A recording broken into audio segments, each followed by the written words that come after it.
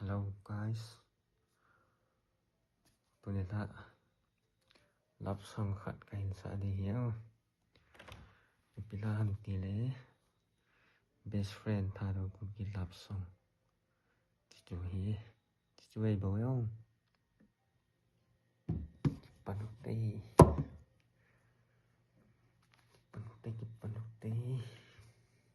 hello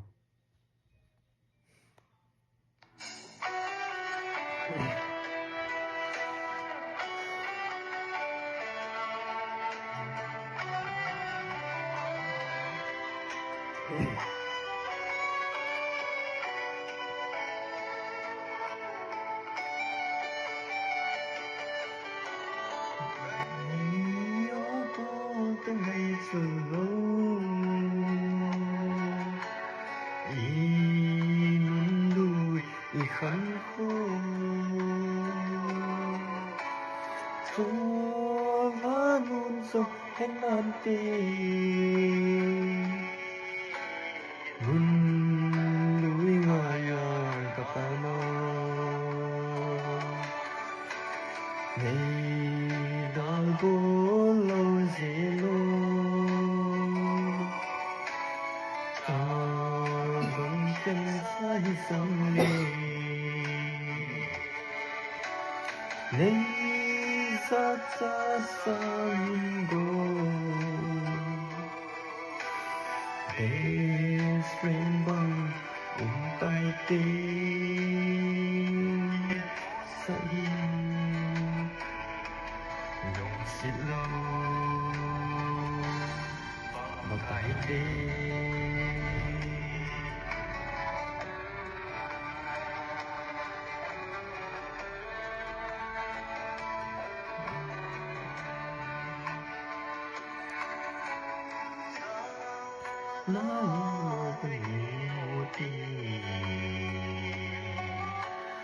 best friend hi na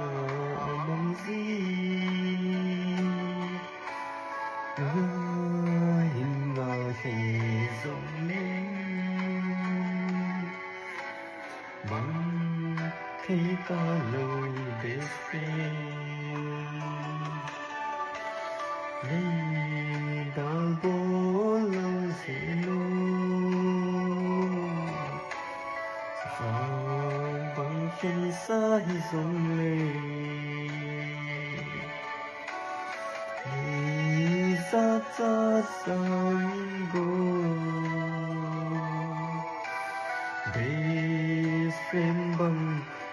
tay tê hú say xin lâu bằng tay tê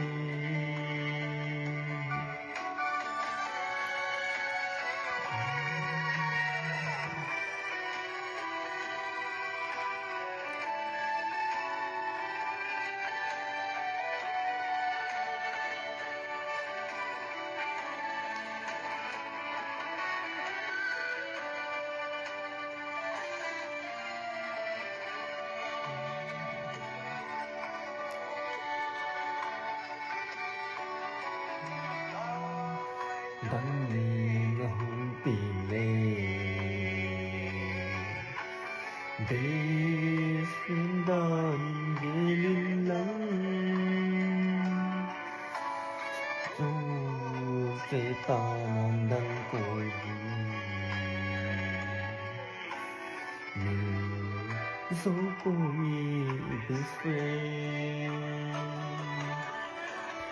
đây đào bố lâu dễ lô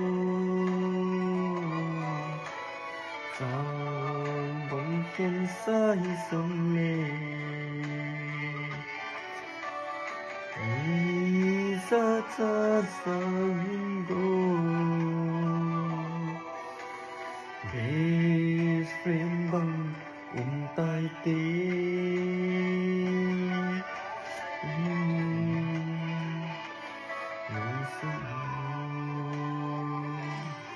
bằng tay tê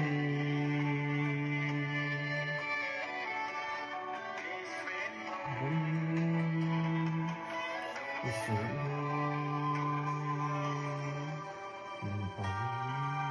Thank you.